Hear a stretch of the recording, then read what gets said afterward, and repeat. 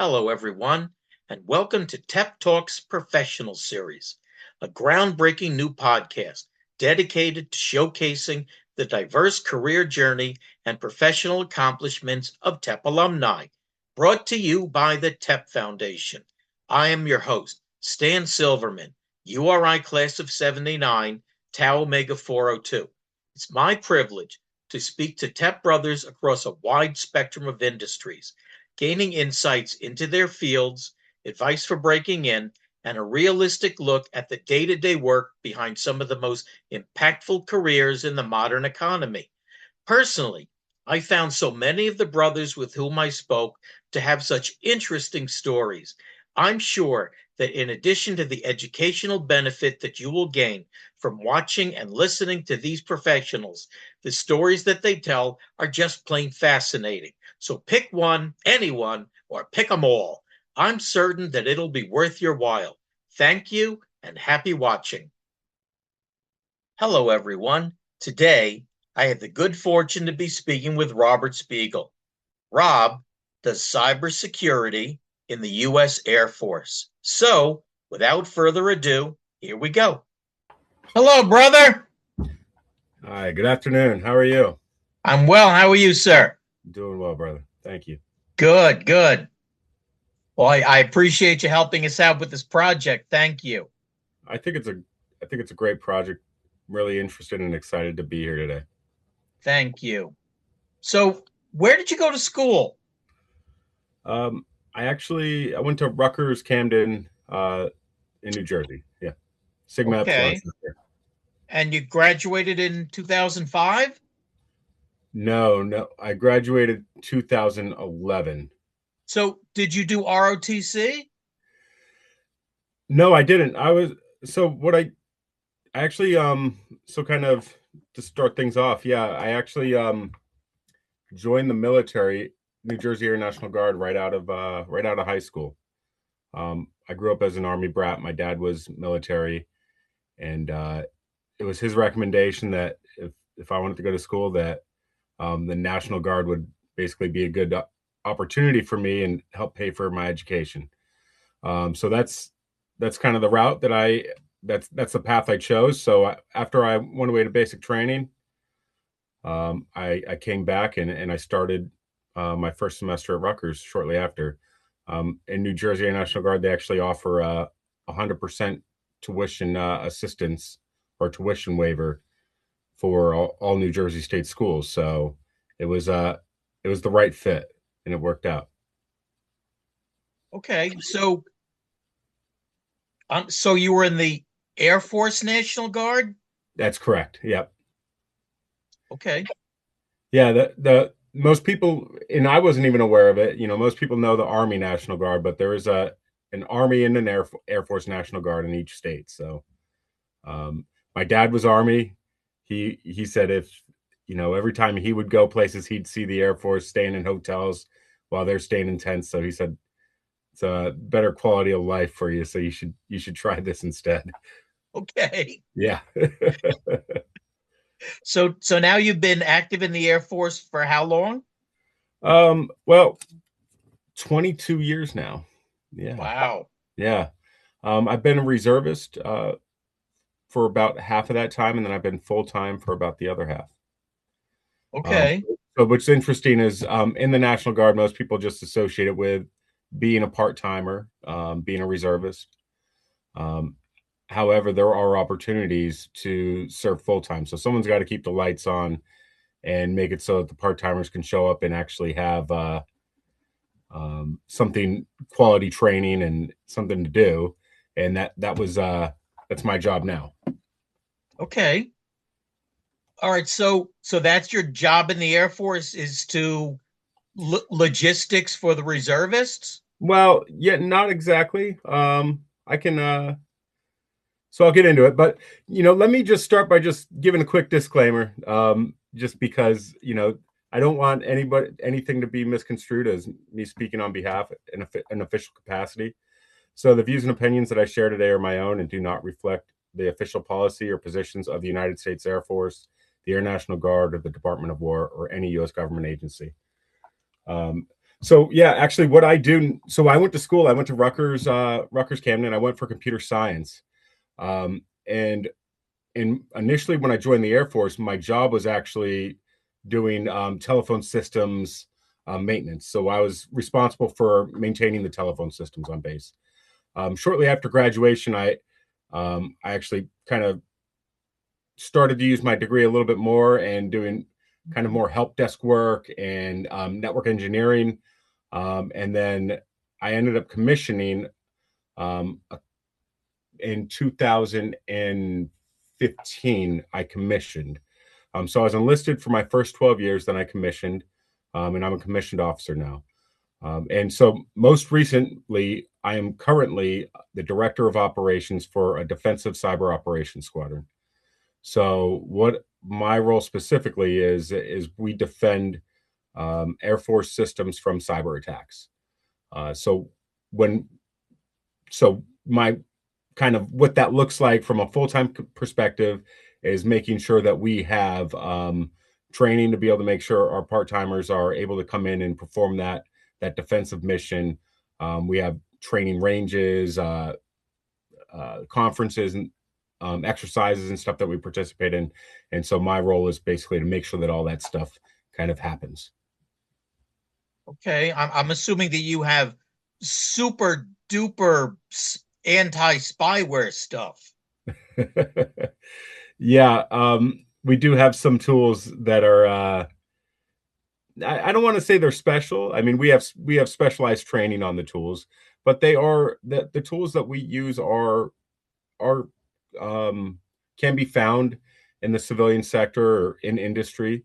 But we just train our military members on how to use them in a specific way, and that's kind of what makes, it's, we call those our tactics, techniques, and our procedures, or TTPs. That's what makes the way that we defend our networks unique to the Air Force. Okay. Has You know how like hospitals and schools sometimes get ransomed? Has that ever happened to the military, or would you not be able to tell me? Um, you know, I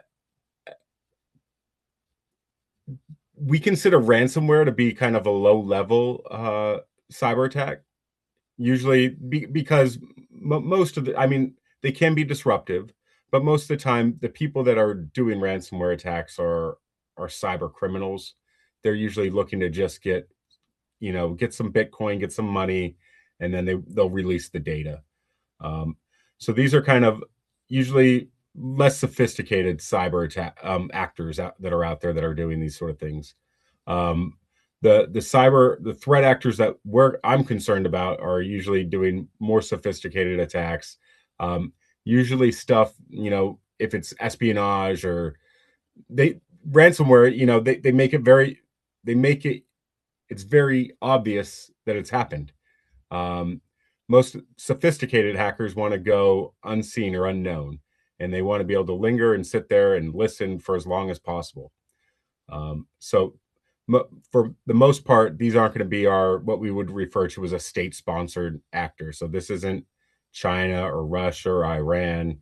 They're not usually doing ransomware attacks. But yeah, ransomware is incredibly interesting, and it's definitely something that's impactful for like you said, hospitals. We actually see a lot of ransomware attacks going after industrial control systems now. So these are water treatment facilities, power grids, energy distribution systems. These can actually be very impactful to your everyday life, as these facilities or systems are targeted. Most recently, there was the Colonial Pipeline. I think it was 2022. That was a pipeline that goes from Louisiana to New Jersey. Was targeted by a ransomware attack in the middle of the summer, during, I think it was right around 4th of July weekend, so lots of traveling. But they ended up having to shut off the entire pipeline, basically service the entire eastern seaboard, because they were concerned that ransomware attack was going to compromise the actual pipeline itself. It initially only targeted the supporting IT systems, and they were concerned that it was going to target the entire system. So yeah, it is a concern for sure. Okay. Is yours a skill that you would ever go into combat? Have you ever been in combat? So that's an interesting. So it's interesting. So I've been to some of the places that are currently being targeted right now, and over in the Middle East. I've been to Qatar. While I was there, I was receiving combat pay, but I wouldn't tell anybody that I was ever in combat. I guess it was a real threat. It could have happened, and it's happening right now to people that are there. So, but no, not typically. Not any. Typically defensive cyber operators aren't working on the front lines. The systems that we're usually defending are going to be,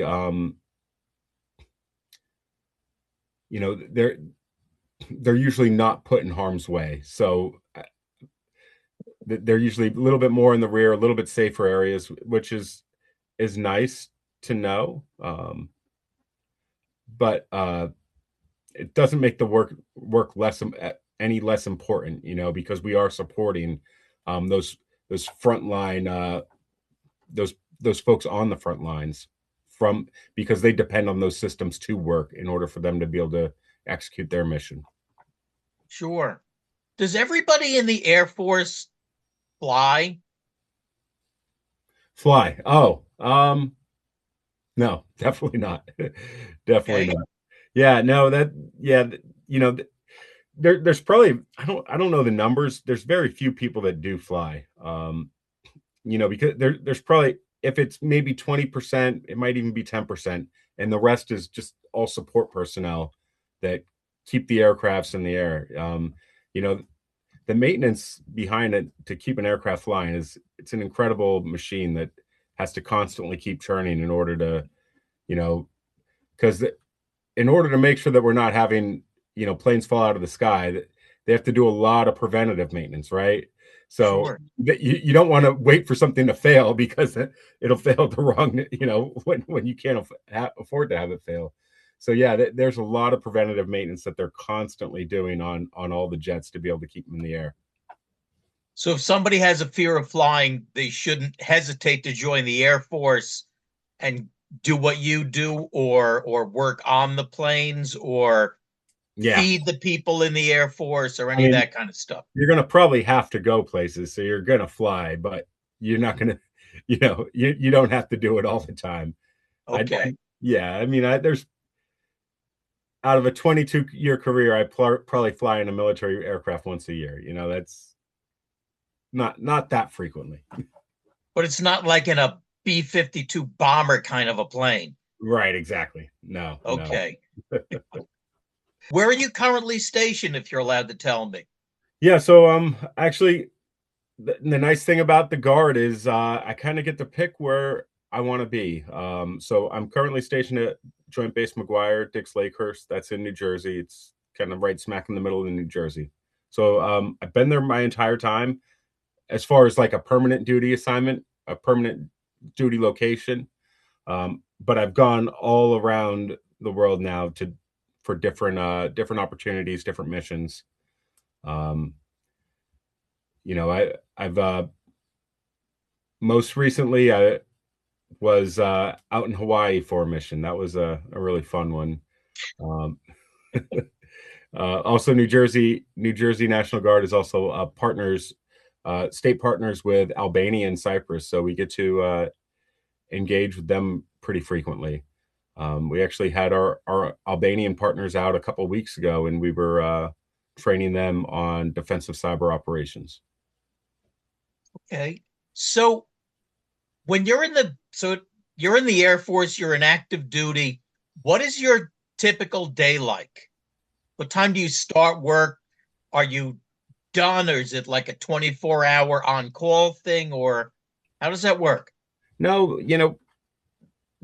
the nice thing about doing cyber is it's a lot like an office job. It's kind of a 9 to 5. It's not actually 9 to 5. We do a a compressed work schedule. So today's actually my day off. So we do 9-hour days, and then we get off every other Monday. So that's a pretty nice, gives us a little bit of flexibility. And So you don't work 6 days. No, that would be no, so 13 days and then a day off. No, so like last week I worked Monday through Friday. Monday through Thursday is a 9-hour day, and then Friday's an 8-hour day. And then this week I'll work Tuesday through Friday. All those days will be 9-hour days. So this will be a 36-hour work week. And last week was a 44-hour work week. So it adds up to 80 hours still. But it allows us to take every other Monday off.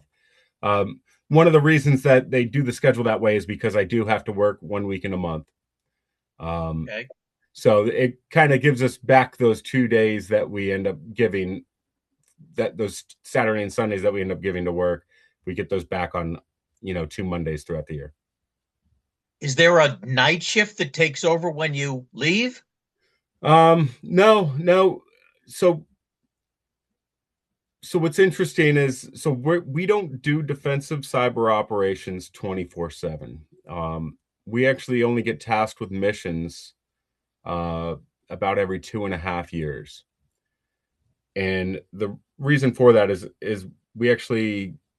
there's a rotation that's built in where there's other teams that are tasked the other two and a half years of the time. So when we're in our window, it's 6 months, and then that's when we're basically out on the road, and we'll get to go out and do missions during that 6-month period. So things are a lot more demanding during that time. We could be doing any 12-hour shifts, 5 to 6 days a week, maybe even 7 days a week if necessary. That's when we'll also be away from home for a month to maybe 3 months at a time, doing those missions.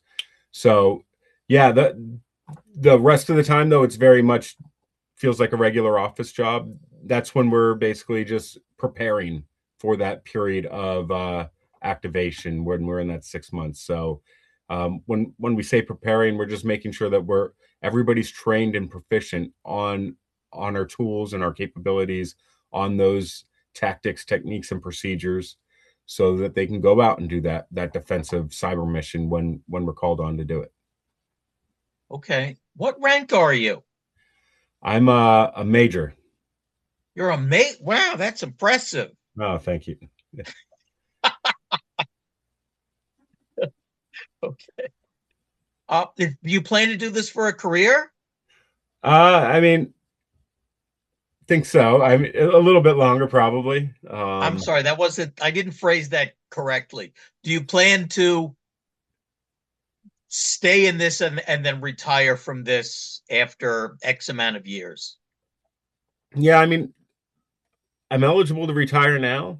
I'm still enjoying the work, so I'm going to stick with it for a little while, a little bit longer. So one thing that's a little bit unique about my experience or my situation is, so I'm actually also a civilian, a federal civilian as well. So it's a little in the weeds, but I'm actually working on 2 pensions right now. So one is a GS federal civilian pension, and then I also have my military pension. So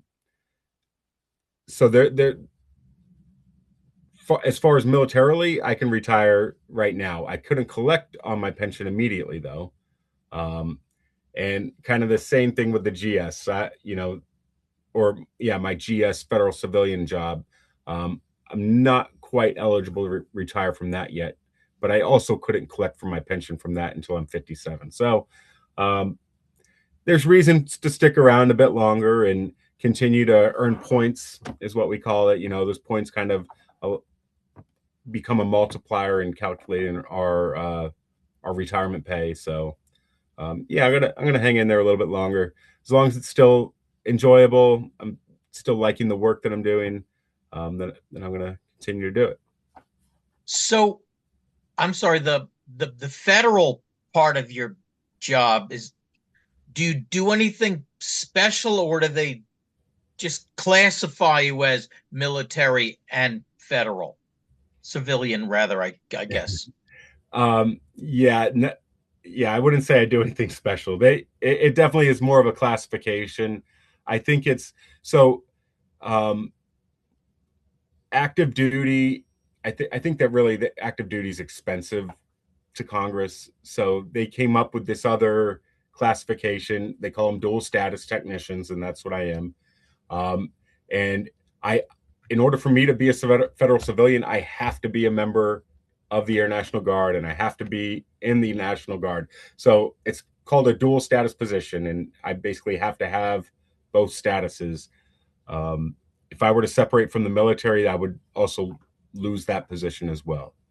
Okay. So really, from day to day, you wouldn't know any different if you saw me. I'm wearing a military uniform. I'm going to work. The only difference is I look at my paycheck, and it's calculated differently because it's calculated off the GS pay scale. Now, when I'm activated during those 2.5 every 2.5 years for that 6-month window, now I'm getting an active duty paycheck. Okay. So the Guard, how is that counted in your military pension? So for my military pension, we get a point for every. Basically, we get 1 point for every day of active duty we do a year. So I have to do my training weekends. Those are actually worth 4 points. I have to. There's trips that we go on pretty regularly, so it's point each day is worth a point while we're on our trips. But basically, max points for a year would be 365. So a normal active duty retirement would be 20 times 365. And then you get, and if you did 20 years and you had by 365 points, you get half of your base pay is your pension. And that's how it's calculated. So it's kind of the same for Guard, but I'm not multiplying every year by 365 points. I'm only multiplying each year by the amount of points that I can earn. So if you were an accountant in the Guard, you would accumulate 50 or 60 points for a year? Yeah, that's probably accurate because each weekend is 12. There's 4 in a weekend, so that's 24. And then you got annual training. Yeah, about 50 points a year. Okay, whereas you, because you're an active military, you're getting 365 plus those 50 No, points. I'm not. So I'm only getting 50 points a year. And then that's why I say that I have the second pension through the GS. That's government services, GS? Right. Yeah. General services. Yeah. Okay. Federal civilian pay scale. So it's actually called the FERS. It's the FERS pension system. So that's a whole nother program that I'm basically paying into and I'm working into. So it is complicated, and there's so much nuance. My wife still doesn't understand because I try to explain, I'm changed because each day I could be in a different status. I could be in a military status one day, I could be in a federal civilian status the next day, and it really just you get paid this much over here and you get paid that much over there, and these are going towards this retirement, that's going towards that retirement. So it is a bit convoluted. I think it's some people don't care for the dual status career path. I actually do like it though, because it gives me a little bit of flexibility, because I could still take all of my years of experience and my time accrued in that pension, and I could separate from the military and go get a job working for say the FAA or GSA, FBI, anybody else who has federal civilian employees, I can go there and work and not have to wear a uniform anymore. So, yeah, that I like that aspect of the program. Okay. So let's say that you decided to retire from the military. Um, Other than the federal agencies, how would your skills and your training shift into the civilian marketplace? Well, that's a great question. So, I mean, they transition extremely well right now. They, so my workforce, 80% of them are part-time. So they do most of the people that I work with in the Guard are coming from other employers that they're working with Monday through Friday. So I have folks that come and work for me that are coming from AWS, Johnson and Johnson, JP Morgan Chase. All these industries have to have cybersecurity, especially the banking industries. I think they actually are federally mandated to have certain cyber security programs in place in order to protect the fiscal transactions that they have that are processing through their facilities. So yeah, that there's a lot of opportunity out there in cybersecurity right now. It's a really up and coming field. That's a really exciting time to be a part of it. Yeah. Okay. If you had your dithers, could you have done cybersecurity in private industry versus the military? Which would you have picked if you started from scratch? I think I'd have to say it's probably the military path, just because I've also seen from my colleagues that I work with how the private sector can be with layoffs and you know seeing their struggles with that. Um, and I think that right now, working in the government, working for the military, the money is probably not quite as good, but I still think I'm compensated pretty well for what I do. So I'm not complaining. Um, but I think that I also get a little bit more gratification and fulfillment from working on something that doesn't feel like it's just for profit or for the bottom line. It feels more important than that. So I do enjoy that aspect of the work and this career path. Um, I think that it might make sense in the future to make that transition to the private sector. But right now, this is fulfilling for me. So, Well, that's great. So you left Rutgers Camden. Um, you must have received some of your education to where you are today from being in the military. for the cybersecurity field, Yes. well, yeah. So I didn't quite.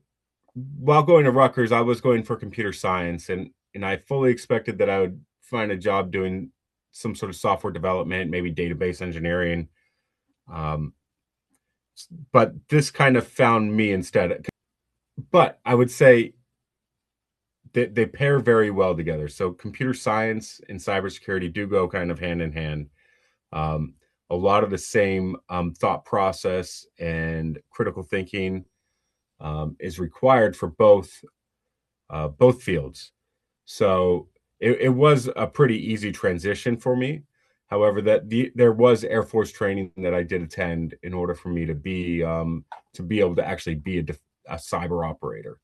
I know that Rutgers does have Rutgers now does have cybersecurity programs. Um, that is, I think it's like a minor in their computer science department now. I actually went back last year and did a guest lecture at Rutgers and shared the work that we're doing in New Jersey, doing cyber operations and sharing the opportunities that exist here in Well, the that's field. great. Yeah. Do you live off base with your wife? Yeah, yeah. I have a family. Yeah, we're not far from base. Just about 25 minutes away. Um, but yeah, yeah. We never lived on base in New Jersey, so we have a nice little spot right outside. The planes fly right overhead every day. Yeah. And the house shakes like when Carla bought the house on Cheers. Oh yeah. It it sure does. Especially when things have been busy lately, so that it's been shaking a lot at night. Were you messed up by the budget stuff and the were you paid? Yeah, so I wasn't. So remember how I told you so what was a little bit frustrating is I was wearing a uniform, and on the news, or everybody's told the military's getting paid. Well, I'm wearing a uniform, but I still wasn't getting paid because my primary check, the bulk of my money, comes from that's federal civilian paycheck, and I wasn't getting it. And what was that, 40 something days? I think it was about 40 days the government shut down. So yeah, I missed two paychecks. That was a bit stressful, but I know that some of those big banks that you're working to protect don't give a darn that you haven't received a paycheck because that mortgage is due. yeah. So how does Um, that work? well, luckily, USAA actually gave out some loans, 0% interest loans for any federal employees that were impacted by the shutdown. I took advantage of that. I mean, I did have an emergency fund, so I'd have been fine for a bit longer, but you just don't like to. It's still always a little bit stressful. You're a wise man. There must be people there who don't have that emergency fund ready. Yeah, and there were a lot of services on base to help people out that maybe were less prepared. People were opening up food banks, you know, around the base just for people to stop by and get groceries for their families to bring home. Um, some of the local establishments made it known that if you needed a meal, you could go there and eat for free if you couldn't pay. So um, that it there is an amazing community that surrounds the base and really came in and helped everybody that needed to be helped during that time. That's great. So nobody from the fraternity influenced you, or have you met anybody from your fraternity in the military? Yeah, I have.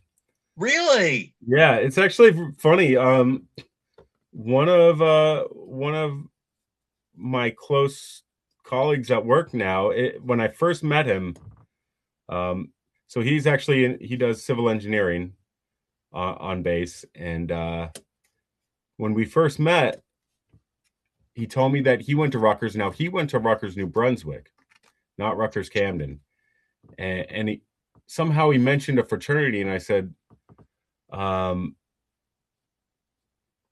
"Oh, what fraternity is that?" And he said TEP or Tau Epsilon Phi, and I was like, "Oh, really?" So then I had to check him to see if he was legit, and he answered all the questions right. So and I was just shocked. And I was like, I think I had my little shingle card in my wallet, and I pulled it out, and I'm like, yeah, here, look, we're brothers. Can you believe it? So that was really interesting. That was really cool to have happen. So I guess the Rutgers New Brunswick chapter used to be really had a lot of the Army ROTC guys in it when they were active, and so he was part of Army ROTC. He then eventually joined the Air Force. Um, but yeah, I still work with him. I see him all the time, and he's a good friend of mine. Good. That's great. Yeah. So what are some of the highlights of your job? Oh, I, definitely the travel. I do like to travel. I mean, it can be a bit stre it can be a bit stressful for the family having to go away, but I get to go to some incredible places and um, experience incredible things and just learn a lot too. So, like I said, I've been to Hawaii, Qatar, Spain, Ireland, um,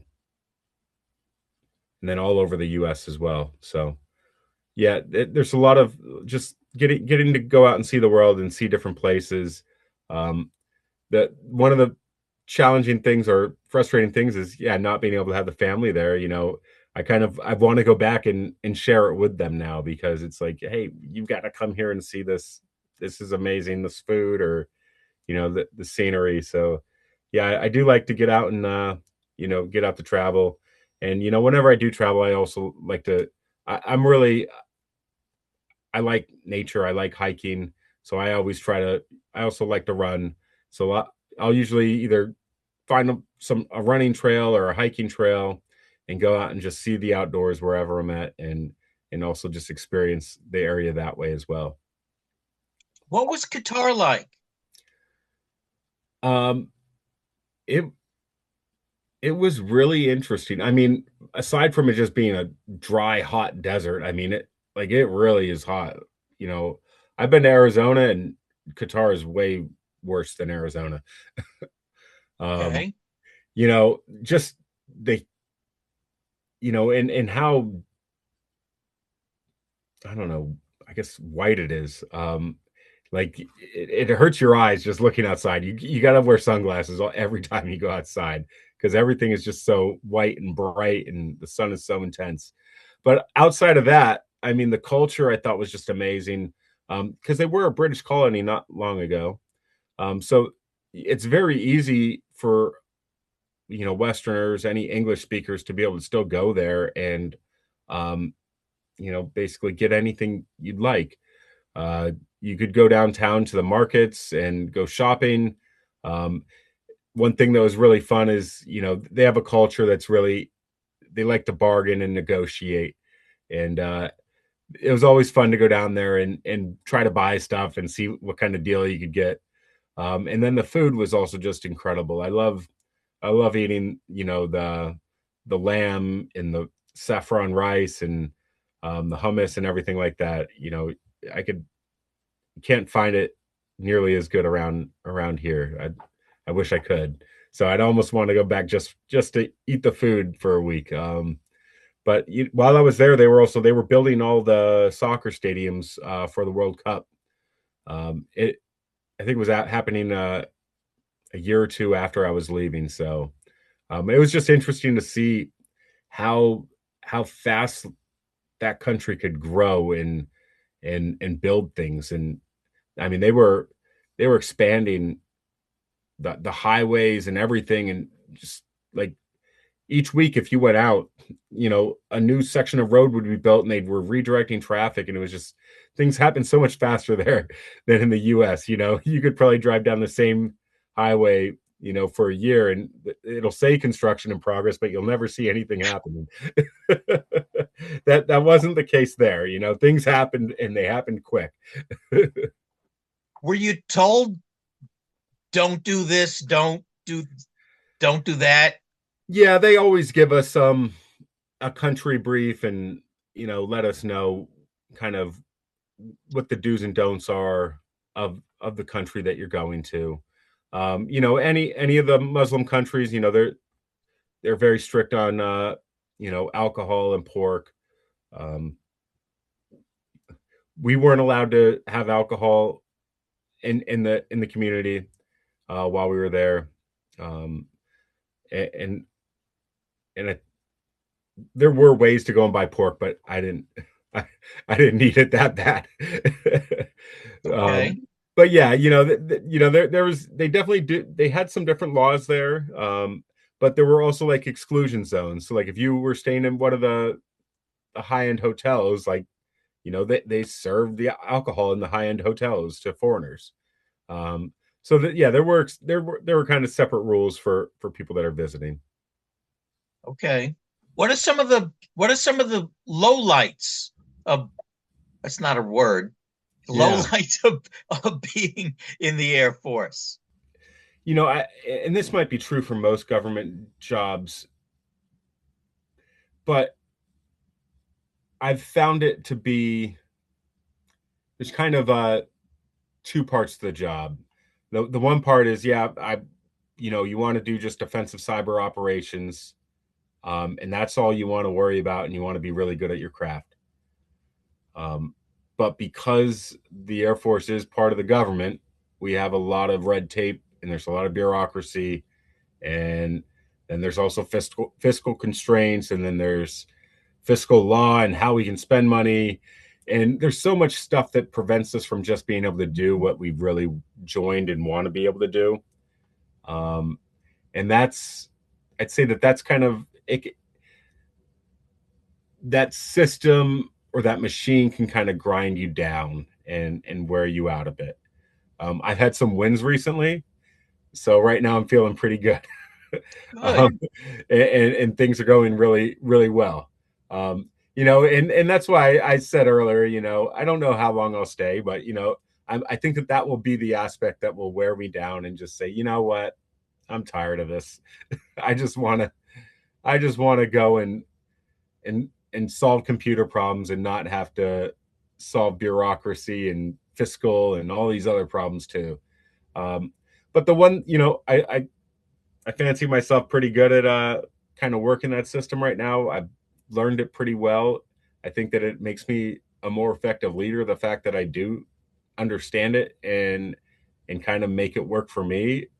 And one of the reasons I'm kind of like doing what I'm doing is I have impact on my coworkers and those that are working for me, and I can make it better for them.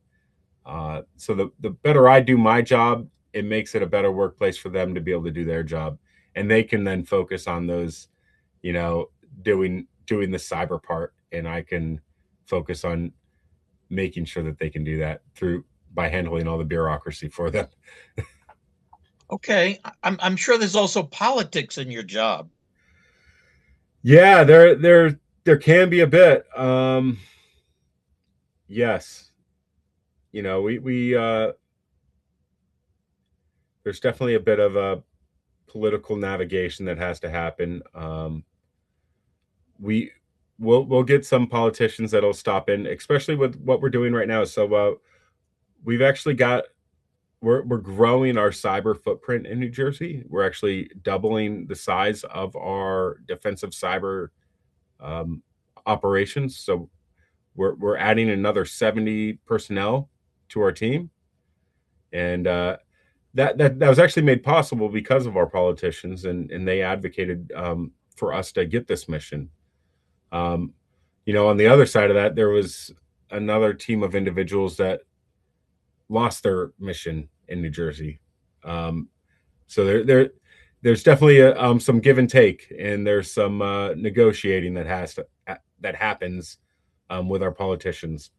Um, I worked in a role, I guess it was last year. I was working for one of the generals in our state, and I did get to sit in some of those discussions, and I got to hear him talking to our congressional delegates about the needs of the National Guard, New Jersey National Guard, in our state, and that went everywhere from what fighter jet are we going to be getting next to cyber. So yeah, it is, there is some politics that goes on. I don't normally you know lately I've been a little bit more privy, but up until probably the first 20 years of my career, I was oblivious to everything that went on there. Well, it's So, also just plain military politics that the plane guy wants money for something oh and the yeah, cyber, yeah, oh yeah, right? yeah, that happens too. Uh-huh. Yeah, because yeah, our wing commander will get a pot of money and he'll have to figure out how to disperse it throughout the team, and everybody's basically got to make the best pitch for this is why I need it more than that guy. Right. Well, and guess who usually wins though? It's the plain guy. I mean, we are still the Air Force, so there's that's always gonna, I think, be prioritized by the Air Force. Sure. And also those in charge of the Air Force are mostly pilots. So, yeah. So I had a store and I made countless mistakes and errors that some of which just pop into I'm now retired, pop into my head now. And it's like, why did you do that? Why did you say that? Have you ever made mistakes along the way that you've been able to learn from or say, oh my gosh, I'm never doing that again? I think one of the qualities, so, as an officer, we consider ourselves leaders. We're trained to be leaders. It's important that as a leader, you're reflective on your decision making, the things you've said. Yeah, nothing's jumping to mind right away, but that is something that we tend to other officers that I'm close to, we'll have those candid conversations about maybe the way something went, and talk about how we could have done a better job of handling a situation. I think that what's most important though in those is if you can treat those as opportunities to learn. Okay, I didn't really like the way that turned out. Let's bounce this idea off of a few other people. How could we have handled this differently? Or maybe how can we adjust and go forward? What else is interesting though is, as a leader, I think you can also learn a lot from other people's leadership styles that maybe you don't like. Mm-hmm. So you can say, that guy over there, no one likes to work for him. What's he doing wrong? And kind of say, well, I'm gonna make sure that I'm doing not that. Yeah. And I'm gonna make it so that people want to come work for me, and we're gonna be more effective because they're gonna be happy here. So yeah, there's definitely that as well. So a person, your situation was different because you were in the Guard to begin with. How much money does a rookie Air Force Yeah. person make? Well, so I'll just talk. I'll talk about the positions that I hire for, because I do hiring. I have about 15 folks that work for me directly. And the entry level positions that I'll hire, they start at about 60 to 7, probably like 75,000 is where they're starting. Is that a civilian or that's a military person? That is a civilian. But when you look at the military folks that I hire, now this isn't them coming straight out of boot camp. Like usually I'm hiring guys that have a little bit of experience, at least 2 years. And when you take into consideration the tax benefits of the military pay, so what the tax benefits are, you don't get taxed on your housing allowance. It basically works out to you're taking home about the same amount of money that someone who's making, $60,000 to $70,000 is. So, Okay. yeah. So say 10 or 15 years into their career, how much is an Air Force person making? I mean, if we want to talk about as an officer or I could talk. It's probably easier for me to talk about my experience. So 10 to 15 years, you could probably be you're well over 100,000. 100 you're probably pretty close to like 130,000. What? I did not know that a military person can make that kind of money. Yeah, yeah. We luckily, I mean, we get compensated pretty well. Good. Yeah, you know, I also myself personally, I get some incentives because of the career field that I'm in. So there's some other retention incentives that I receive.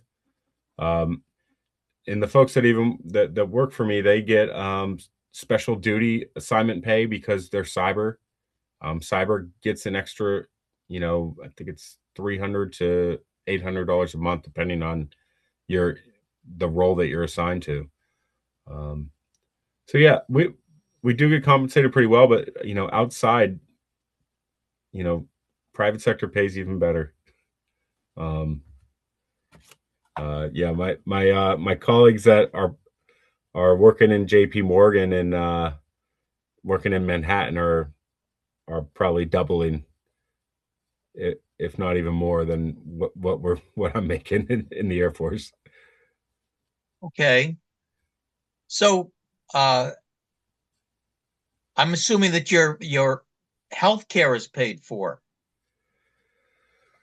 Um, no, because I'm a federal civilian. I have that part. That part I've got to pay for my own health care. Yeah, Oh, wow. yeah. Is there some sort of group you can join? There's a federal. It's FEHB. What is it? Federal Employee Health Benefits Plan. There's a whole like storefront with a bunch of different options there. Okay. I mean, my wife was a teacher and they gave her discounted health insurance. So the military must do something like that for you folks. Um, yeah, I mean, I don't know if I guess I think the price is probably pretty good considering my wife works for the hospital and it was less expensive than what she had to through her employer. So Okay. Okay. It appears to be you would think pretty positively on an undergraduate going through the path that you have lived. definitely, I've encouraged several of them to try to to consider it. Um, for one, I mean, I think it helps. I mean, the educational benefits alone and not having to take out student loans was a huge positive for me. Um, and then, I mean, the cyber field itself is incredibly in demand right now, and um, employers are paying a premium for folks that have those skills. And the Air Force will train you on how to do it, and will pay you to learn how to do it. And then you can go take that and market yourself and get a really good job. So, I mean, it seems like a no brainer to me now. Probably the best decision that my dad ever, you know, kind of forced me into. Yeah, it was a good decision for sure. Good. Yeah. So is there anything else that you want to share with the undergraduates or your fellow Yeah. TEPs that are watching this? One of the things that, we didn't, this path was already kind of there for me, because of my dad kind of pushing me towards it. But I did want to talk a little bit about TEP and how TEP helped me professionally. Okay. Um, and that was really kind of in something else, another project that I'm working on now. I also do real estate investment. And I have several rental properties, and they do pretty well. But it's because of TEP that those doors were kind of open for me, and that TEP alumni network. Everything from basically talking to other investors in TEP that were basically already had done this and paved the path and helped mentor me through it, helping me work on how I can finance these opportunities. And I mean, in the very beginning, I had everything from TEP realtors to insurance brokers to mortgage brokers. That whole TEP network was there to support me and getting started into that in real estate investment. And I talk to our undergraduates now, and I tell them, it's incredibly important that every brother that you meet, that you not that you take the time to get to know who they are, what they do, and that you're building your network. That's really what it's going to, those connections, you don't know when you're going to need them, but but one day you may, and you're going to say, I know a guy who does that. And really that's really what kind of sold it to me. Maybe 10 years later was like, holy smokes. Like, I would not be where I am today had I not, taken the time to go out of my way to talk to, the alumni at the reunion rather than just spending time with your date. You really got to put yourself out there and maybe have those conversations that, maybe aren't that much fun at the time, but they're really way more valuable for you in the future. And that's, I love TEP for that. TEP did that, but it's also because, and I also tell guys, you're only going to get out of it what you put into it.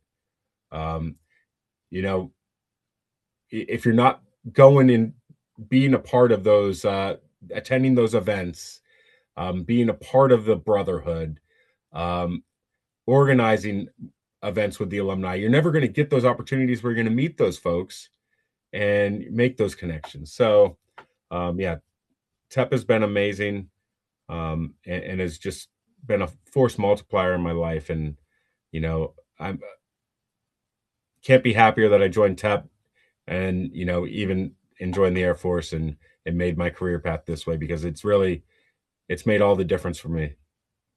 Well, that's great. That's great to hear. And especially, as an alumni, learning these people and rubbing elbows with them and making those connections. That's a wonderful thing. It's not just as a undergraduate going to parties and stuff, but it's you're continuing. Do you Yeah. continue to go to alumni events now? Oh yeah.